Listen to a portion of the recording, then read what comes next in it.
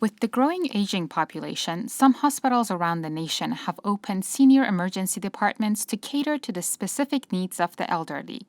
Holy Cross Hospital in Silver Spring, Maryland is among the first. Probably one of the biggest differences working in a seniors emergency center as opposed to the regular emergency center is the complexity of the patients we're dealing with and the group of patients, the teamwork that we're doing when we're caring for our patients. Instead of just being a nurse and a doctor caring for the patient, we're now working with nurse practitioners, social workers, the pharmacist, etc., in managing the patient's care. So it's a more complex patient. We've got a lot more people involved in their care. From a physician's perspective, there is somewhat hesitance. I think some emergency physicians may look at this, is this just a marketing ploy? Is this really going to make any difference? And most importantly, could this mean more work for me?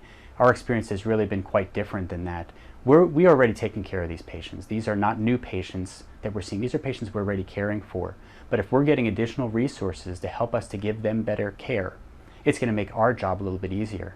Secondly, when we do send the patients home and we're assured that they're going to get good follow-up and phone calls, assured that they're going to get their follow-up visits, that they've had their instructions explained to them in more detail, we can feel more confident when we're sending a patient home that they're not likely to have a complication or have to return to the hospital.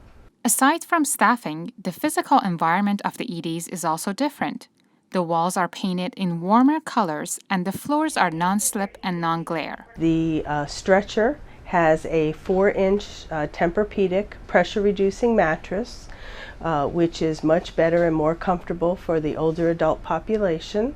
We have something called a Bear Paws, which actually is a patient warming system. Every room also has a telephone with a large buttons and a volume control on it so that when they're talking to someone they can better hear it.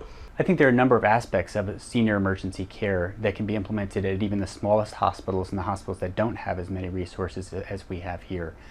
Whether it's the screening of the senior patients when they come in looking for patients who are at risk, whether that's risk for polypharmacy, risk for falls, risks for cognitive deficits. There's no question that can be done very inexpensively with a minimal amount of effort. Education of some of the staff, the nursing staff and physician staff also is a fairly inexpensive thing that can be done in even the smallest of hospitals. Whether or not you can implement all of the physical changes that we have is another story, but there are some very minor and again inexpensive things that can be done to make the environment more comfortable for patients and their families.